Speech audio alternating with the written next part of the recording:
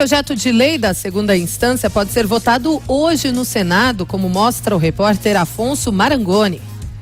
A Comissão de Constituição e Justiça do Senado deve votar hoje um projeto para permitir a prisão após condenação em segunda instância. O texto altera o Código de Processo Penal e é de autoria do senador Lazier Martins, do Podemos, do Rio Grande do Sul. Na sessão anterior da CCJ, foi apresentado um manifesto assinado por 43 dos 81 senadores, pedindo para que o PL seja votado. Nesta segunda-feira, no plenário do Senado, Álvaro Dias, do Podemos, do Paraná, disse que se houver vontade política, o projeto pode ser aprovado ainda neste ano, mas o senador disse não acreditar nessa possibilidade.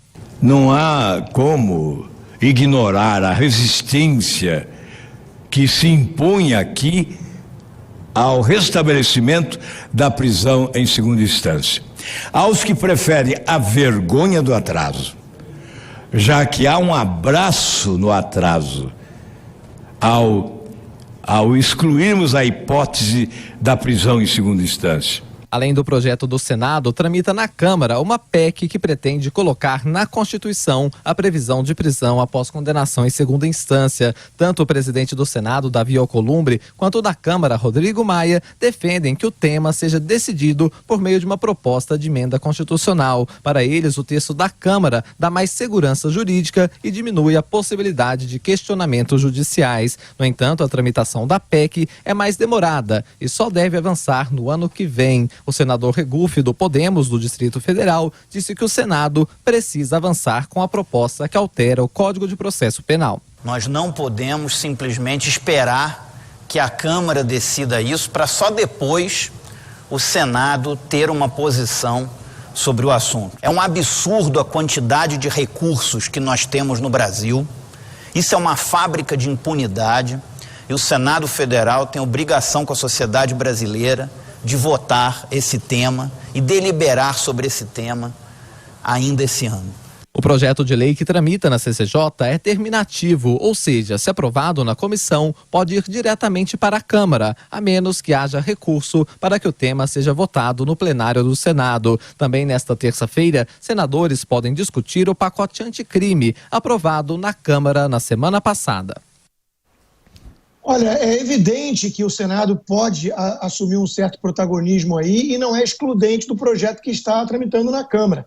Então, os senadores que estão apoiando a votação estão certos e a gente já sabe de movimentações nos bastidores pelos velhos monstros do pântano, envolvendo inclusive os petistas, é óbvio, para tentar melar essa votação. Eu acho que à medida que vai discorrendo o tempo, vai ficar mais evidente a separação entre o joio e o trigo, porque não vai dar mais, nesse caso específico, para manter uma posição de indiferença. O famoso isentão não vai mais conseguir passar impune dessa tentativa de postergar ad infinitum a votação da questão da segunda instância, que é tão urgente para a sociedade brasileira. Ou seja, à medida que a gente vai vendo que chega à votação as propostas, aqueles que jogavam para a plateia e falavam que são a favor, mas não aceitam votar ou votam contra, obviamente estão do lado da impunidade e serão cobrados por isso nas próximas eleições.